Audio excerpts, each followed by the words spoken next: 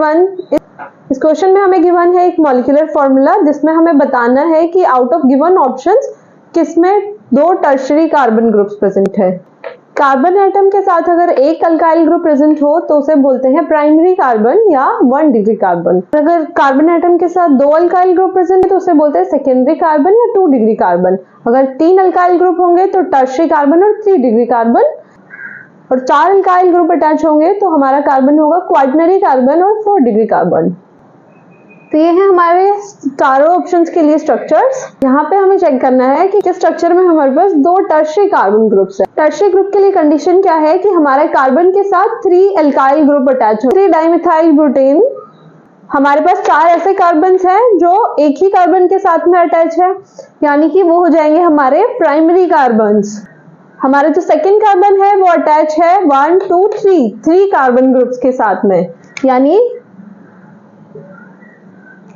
कि हमारा tertiary carbon. Third carbon atom है वो भी 1 2 3 कार्बन एटम्स के साथ में अटैच है, यानी कि हमारा टर्शियरी कार्बन होगा। हमें फर्स्ट ऑप्शन में ही हमारा आंसर मिल जाता है।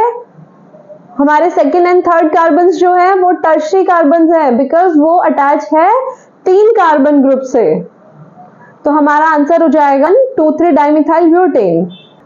इन स्ट्रक्चर ऑफ 2,2 डाइमिथाइल ब्यूटेन हमारे पास 1 2 3 4 प्राइमरी कार्बन है, एक कार्बन से अटैच है।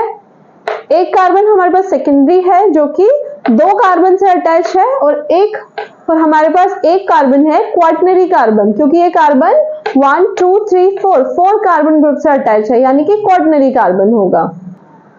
एंड इन स्ट्रक्चर ऑफ n-हेक्सेन हमारे पास स्ट्रेट चेन है जिसमें हमारे पास 2 प्राइमरी ग्रुप्स हैं।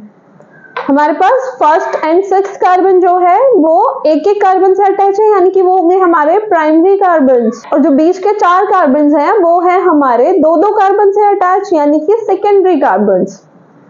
इन स्ट्रक्चर ऑफ 2-मिथाइल पेंटेन हमारे पास 3 कार्बन है प्राइमरी कार्बन्स, 2 कार्बन है सेकेंडरी कार्बन, जो सेकेंड कार्बन है वो अटैच है 3 कार्बन ग्रुप से, यानी कि टर्शियरी ग्रुप।